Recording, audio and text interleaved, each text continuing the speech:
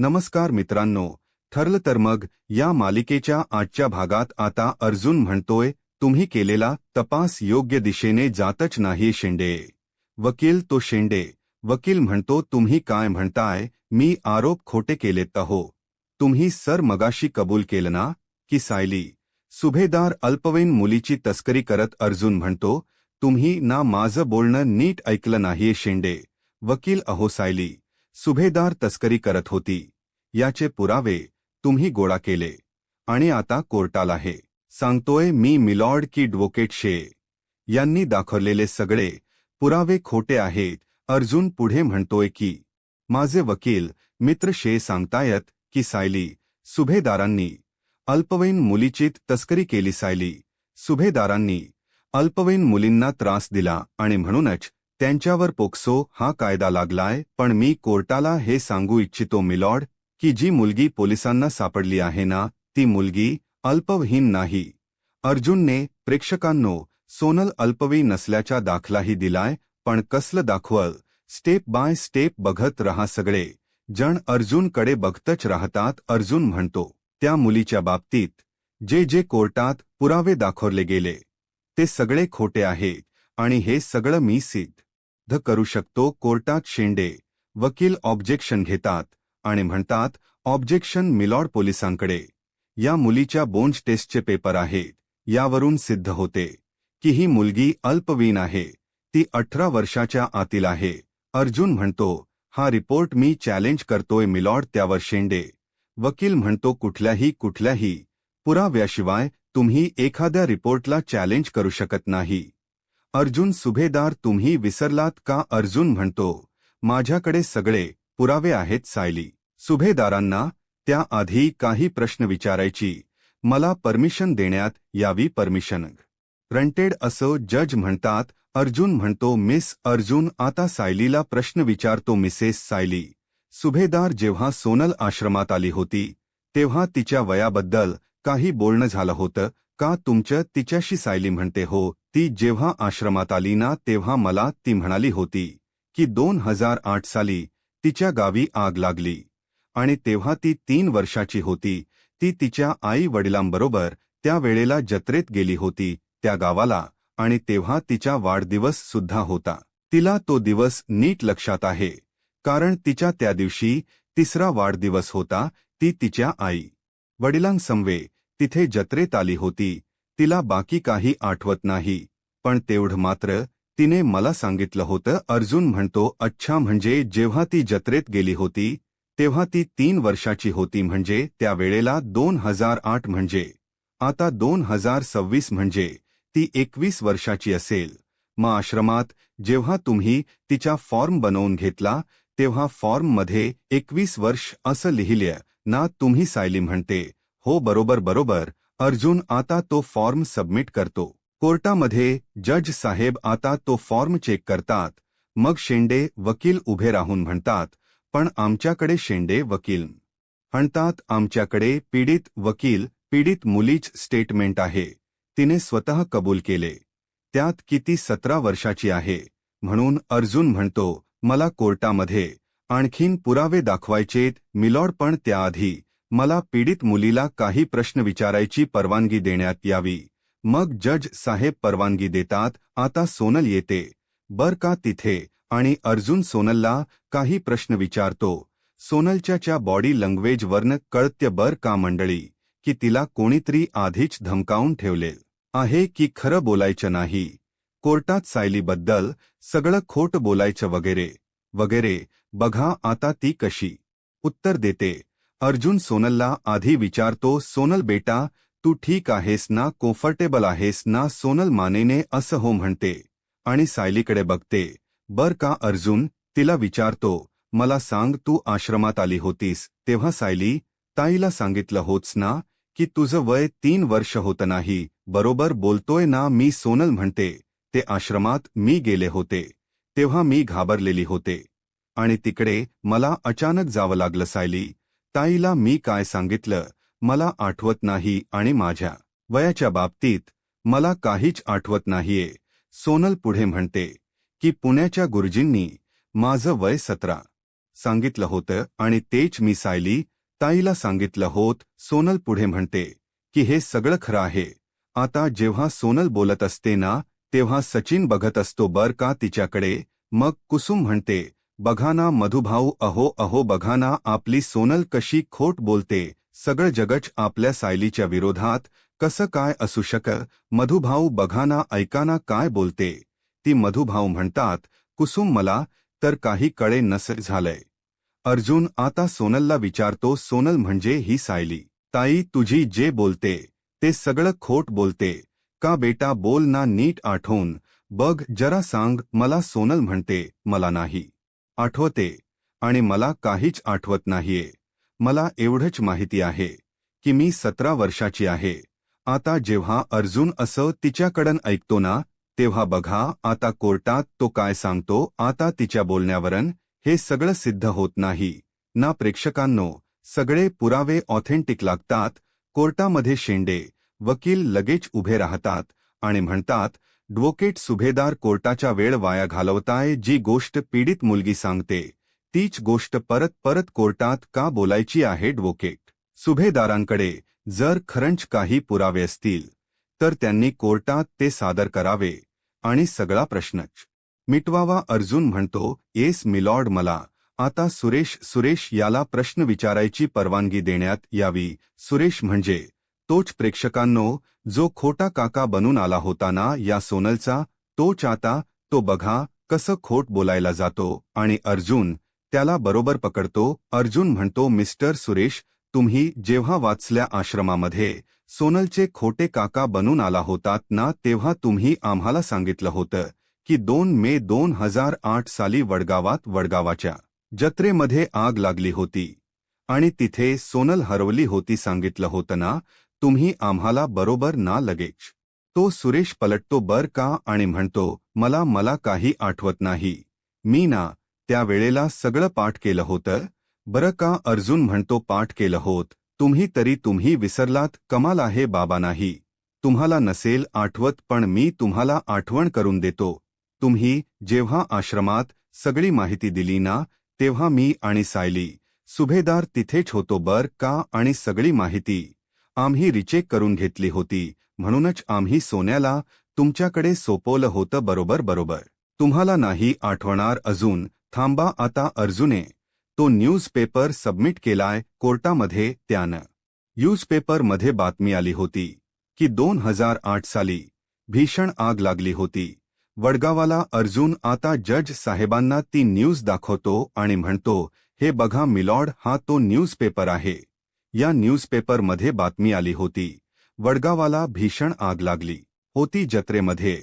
आता तो पेपर जज साहेबांना दिला बर का अर्जुनने आणि सुरेशला म्हणतोय आठवतं का सुरेश, आठवतं. सुरेश लगेच म्हणतो हो आठवतं मला. सायली सुभेदारांनी अशीच बातमी वाचायला दिली होती आणि मला सांगितलं होतं की या बातमीत जस लिहिलंय तस्ट वाचल्या, आश्रमात जाऊन सांग म्हणून. अर्जुन म्हणतो व्हेरी गुड, बर झालं तुम्हाला आठवलं. लगेच शेंडे वकील उभे राहतात आणि म्हणतात म्हणजे तुम्ही ही सगळी खोटी कथा सायली सुभेदारांच्या सांगण्यावरून रचली होती का. अर्जुन पुढे म्हणतो मिस्टर सुरेश, तुमच्याकडे कुठला पुरावा आहे का की सायली सुभेदारांनीच तुम्हाला हे सगळं करायला सांगितलं होतं. अर्जुन आता असा प्रश्न विचारतो ज्यामुळे हा गोंधळून जातो बर का. तो म्हणतो अहो साहेब काहीतरीच काय असे पुरावे कोण मागे सोडतं. अहो सायली सुभेदार पोहोचलेले आहे, त्यांनी खूप हुशारीने हे सगळं केलेलं आहे बर का. आता तो शेंडे वकील म्हणतो मिल्ड, हे सिद्ध झालं की या सायली सुभेदार सुरेशच्या कॉन्टॅक्टमध्ये होत्या आणि हे सिद्ध करण्यासाठी आम्ही काही खोटो कोर्टात दाखवलेत. अर्जुन म्हणतो अहो सिद्ध झालं असं तुम्ही म्हणतायत. शेंडे वकील पुरावे नाहीयेत बर का याकडे. मिस्टर सुरेश यांच्याकडे पुरावे नसतीलच पण पोलिसांकडे पुरावे असतील ना. मिल्ड, मला इन्स्पेक्टर जगदीश निकमांना काही प्रश्न विचारायची परमिशन हवी आहे. आता इन्स्पेक्टर निकम येतात बर का. तिथे हे तेच इन्स्पेक्टर आहेत ज्यांनी सायलीला अटक केली आहे बघा. तर आता अर्जुन त्यांना कसे प्रश्न विचारतो. आजचा एपिसोडन खूप छान आहे बर का प्रेक्षकांनो. मनापासून बघत रहा हा अर्जुनने सगळं एवढं मस जे एक्सपोज केल ना इतके व्यवस्थित त्याने पुरावे दाखवलेत ना की त्याने शंकेला कुठेच जागा सोडलेली नाहीये. हा सुरेश खाली बसतो आणि मग त्या इन्स्पेक्टर निकमांना बोलवण्यात येतं. अर्जुन आता बघा त्याला. त्यांना प्रश्न विचारतो. अर्जुन म्हणतो, इन्स्पेक्टर मिस्टर जगदीश निकम, मला सांगा, सुरेशने खोटा काका बनून आश्रमात यायचं, खोट बोलायचं म्हणजे एका खोट्या म्हणजे ह्या गोष्टीचा बेस घेऊन फेक गोष्टी रचायच्या आणि सोनलाला आश्रमात घेऊन जायचं. या सगळ्या गोष्टी सांगितल्या आणि या गोष्टी सगळ्या माझ्या क्लायंटनी केल्यात, म्हणजे सायली सुभेदारांनी केल्या आहे. याचा सगळा काही ठोस पुरावा तुमच्याकडे सापडलाय का? निकम म्हणतात, नाही अर्जुन सर, आमच्याकडे असला कुठलाही ठोस पुरावा नाहीये. आमच्याकडे फक्त सुरेश कदमच स्टेटमेंट आहे. अर्जुन म्हणतो, का? अरे, सुरेशने दिलेल्या इन्फॉर्मेशनवरून मला कळलं की सोनल वडगावची आहे आणि जेव्हा वडगावला आग लागली होती तेव्हा ती तिथे होती. सोनल वडगावची आहे आणि जेव्हा जत आग लागली तेव्हा ती हरवली. सो मी लॉर्ड, ती 2008 साली 3 वर्षाची होती आणि आता ती 21 वर्षाची असली पाहिजे. अर्जुनने आता जेव्हा कोर्टात हा तर्क सादर केला तेव्हा लगेच शेंडे वकील उठून उभा राहतो बर का आणि म्हणतो, ऑब्जेक्शन मी लॉर्ड, सोनल आत्ताच म्हणाली की ती हरवली तेव्हा ती 3 वर्षाची होती असं तिने सायली सुभेदारांना कधीच सांगितलं नाहीये. अर्जुन म्हणतो, सोनलच्या स्टेटमेंटवर आपला हा सगळा बोर्ड नाहीये, सगळे पुरावे वेगळे सांगतायत. शेंडे वकील फॉर्मवर असलेल सोनलच वय आणि या बातमीत असलेली तारीख, सायली सुभेदारांना सोनलने दिलेली माहिती, यावरूनच आम्ही कोर्टाला रिक्वेस्ट केली होती की बोन एज टेस्ट परत करण्यात यावी. कोर्टाने मला तशी परवानगी सुद्धा देण्यात आली होती.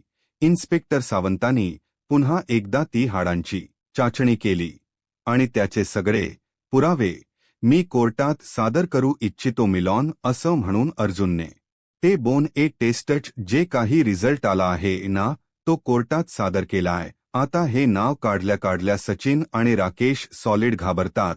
त्यांच्या चेहऱ्याचे हावभाव दाखवले तिथे. आता ते वकील सॉरी ते जज बघतात बर का. ते रिपोर्ट सगळे ऑथेंटिक असतात, म्हणजे मागच्या वेळेला पुरावा बदलण्यात आला आणि या वेळेला वेगळा आला, म्हणजे दोन्ही पण पुरावे वेगवेगळे कसे काय आले असं जज साहेब आता विचारतात बर का त्या निकमांना आणि म्हणतात, हा काय प्रकार आहे?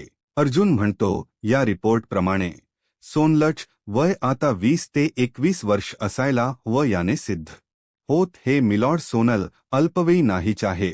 बघा मंडळी, अर्जुने हे जे काय सिद्ध केलं ना त्यामुळे सायलीवर जो तो पोक्सो कायदा लागलाय ना, तर तो कायदा सायलीवरच्या शिथिल झालेला आहे. हे सगळं करणं खूप महत्वाचं होतं अर्जुनसाठी, कारण सायलीला जामीन मिळणं महत्वाचं होतं. आता अर्जुनने जेव्हा हे सिद्ध केलं तेव्हा चैतन्याच्या चेहऱ्यावर, सायलीच्या चेहऱ्यावर एक आनंद दिसतोय आपल्याला. आता तर जज साहेब त्या निकमांना विचारतात, काय हो इन्स्पेक्टर निकम, दुसऱ्या बोनेस टेस्टचा रिपोर्ट असा आलाय आणि पहिल्या बोनेस टेस्टचा रिपोर्ट वेगळा कसा काय आला? मग तुम्ही उत्तर द्या या सगळ्याचं. इन्स्पेक्टर निकम म्हणतात, सर मी माझं काम अगदी प्रामाणिकपणे केलं होतं. या टेस्टमध्ये काहीतरी गडबड झाली असावी. दुसरी बोन ए चाचणी करण्यात आली आहे म्हणजे तिचा रिपोर्ट बरोबरच असावा. आता हे सगळं अर्जुनने त्या वॉर्ड बॉयला धरून केलेय बर का मंडळी. तोही सीन आता त्यांनी पुढे दाखवलाय. बघत रहा आजचा संपूर्ण एपिसोड. आता ते शेंडे वकील उभे राहतात आणि म्हणतात, असू शकतो म्हणजे असं कसं बोलू शकता तुम्ही? मीही असा दावा करू शकतो की पहिला स्टेज रिपोर्ट योग्य होता आणि दुसरा कोणीतरी मॅनेज केलाय. ते अर्जुन म्हणतो, मी तुमचा दावा खोडून काढण्यासाठी 2 व्यक्तींना इथे बोलवतोय. अर्जुन पुढे म्हणतो, मिलॉर्ड मला सरकारी वकील संजय यांना काही प्रश्न विचारण्याची परवानगी देण्यात यावी. आता ज्यांनी बोनस टेस्ट केली ना ते डॉक्टर इथे आणलेले आहेत बर का. अर्जुनने डॉक्टर संजय हाजीर हो अस तिथे पुकारा केला जातो आणि अर्जुन आता त्या डॉक्टरांना ते दाखवतो रिपोर्ट आणि प्रश्न विचारतो. अर्जुन म्हणतोय, तुम्ही मला सांगू शकाल का या दोन्ही रिपोर्टपैकी कुठला रिपोर्ट मॅनेज केला गेलेला आहे आणि कुठला नाही. आता ते दोन ही रिपोर्ट ते डॉक्टर चेक करतात आणि ते सांगतात आता कोर्टाला हे दोन्ही रिपोर्ट आमच्याच हॉस्पिटलमधले आहेत. पण तरी सुद्धा मी सांगू इच्छितो की काहीतरी गडबड झाली आहे. बर का आमच्या हॉस्पिटलमध्ये म्हणजे पहिल्या रिपोर्टमध्ये काहीतरी गडबड झाली आहे. त्याचे पहिल्या रिपोर्टमध्ये जे रीडिंग आहे ते सगळे आहे आमच्या पेशंटचे, पण इथे जरा पेशंटच नाव बदललेलं दिसत, म्हणजे दुसऱ्या पेशंटच्या जागी सोनलच नाव लिहिल गेलेलं आहे. दुसरा रिपोर्ट मात्र खरं आहे बरं का, कारण दुसऱ्या रिपोर्टमध्ये सोनलच खरं वय लिहिण्यात आलेलं आहे. हेच ते खरे रिपोर्ट आहेत. सोनलच वय 20 ते 21 वर्ष आहे. आता हे सांगितल्यावरती सचिनचा चेहरा म्हणतो चैतन्य मला सांग, असे खोटे रिपोर्ट बदलले तर काय शिक्षा होते रे? लगेच आता चैतन्य म्हणतो जेल होते, नाहीतर 10 वर्षासाठी शिक्षा होते. मड बॉय म्हणतो नाही हो नाही, मी खरंच काही केलेलं नाहीये. चैतन्य आता त्याला म्हणतो अरे अरे अरे आता तू अडकला. मग लगेच सावंत म्हणतात तू जर आता खरं खरं सांगितलं ना आम्हाला तर कदाचित तुला वॉर्निंग मिळेल किंवा ड्युटीवरनं थोडे दिवस सुट्टी मिळेल, पण आता तुला जेल फिक्स झाली बाबा. चैतन्य म्हणतो अरे अरे अरे आता 10 वर्षात तुझे पोर बाळ विसरतील रे तुला. अर्जुन म्हणतो जाऊ दे चैतन्य हा काही खरं बोलणार नाहीये. सावंत ते फुटेज आपण कोर्टात दाखवूयात मग बरोबर, याला शिक्षा याला जेल तर नक्कीच होणार. चल रे चैतन्य चला सावंत जाऊयात आपण लगेच. आता हा वॉर्डबॉय बोलता होतो बर का, आता हे सगळं करावंच लागतं गुंडांना बोलत करण्यासाठी, पण हा जरा घाबरलेला होता त्यामुळे हा पटकन बोलेल. अर्जुनच्या तेव्हाच लक्षात आलं होतं म्हणून अर्जुनने हे सगळं रचले. वॉर्डबॉय म्हणतो सर सर सर थांबा, मी सगळं खर सांगतो. अहो सर तो रिपोर्ट मीच बदलला, तो रिपोर्ट बदलण्यासाठी मला 1 लाख रुपये मिळणार आहे असं सांगितलं होतं मला. अर्जुन म्हणतो कोणी सांगितलं होत तुला, कोणी सांगितलं सांग? तो वडवाय म्हणतो ते मला माहिती नाही साहेब, एका अनोळखी नंबरवरून मला फोन आला आणि तो माणूस माझ्याशी बोलला हो तिकडन, त्याचं नाव गाव मला काहीच माहिती नाहीये. माझे वडील आजारी हो साहेब, मला त्यांच्या उपचारासाठी पैसे हवे होते. 1 लाखाची मदत झाली असती म्हणून मी हे वाईट काम केलं. मला जेलमध्ये नका पाठवू साहेब, मला माफ करा. अर्जुन म्हणतो नंबर द्या त्या माणसाचा. तो माणूस बॉड बॉय म्हणतो मला त्या माणसाचा नंबर पाठ नाही हो. सावंत म्हणतो अरे बाबा त्या माणसाचा नंबर पाठ नसला तर ठीक आहे ना, तुझा फोन दे ना, फोनमध्ये बघतो ना आम्ही लगेच. आता हा वडबॉय म्हणतो साहेब माझा फोन चोरी गेला हो आणि मी नवीन फोन पण नाही घेतलाय. अर्जुन म्हणतो अच्छा फोन चोरीला गेला, कन्फ्यूज दिसतोय तू. हरकत नाहीये, तुझा चोरी गेलेला फोन पण शोधतो आम्ही आणि त्याचा तू नंबर पण काढतो बर का. आता राकेश पकडला जाणार प्रेक्षकांनो. अर्जुन म्हणतो याला आता कोर्टात घेऊन या इन्स्पेक्टर सावंत भेटू आपण कोर्टातच भेटू असं म्हणून अर्जुन आणि चैतन्य तिथून निघून जातात आणि सावंत आता त्याला स्वतःच्या हिरासतमध्ये घेतात. तर आता पुन्हा कोर्टाचा सीन दाखवलाय अशा पद्धतीने अर्जुनने या वॉर्ड बॉयला बोलत केलं होतं. आता तो वॉर्ड बॉय कोर्टात सांगत असतो सर मला माहिती नाही मला कोणाचा फोन आला, कोण होतं ते, मी हे काम फक्त पैशासाठी केलं, मी माफी मागतो आणि हे काम पुन्हा कधी असं काम पुन्हा कधी नाही करणार मी साहेब. आता तो राकेश हळूहळू बोलत असतो सचिनला. सचिन याच्या यानी आपलं नाव घेतलं नाही, बर झालं थोडक्यात वाचलो आपण. जज साहेब म्हणतात बोन एज टेस्ट हे वयाचा दाखला देणारी तपासणी असते आणि या सगळ्यात असे फेरफार होणं, या चाचणीच्या बाबतीत अशी फेरफार होणं ही गंभीर बाब आहे.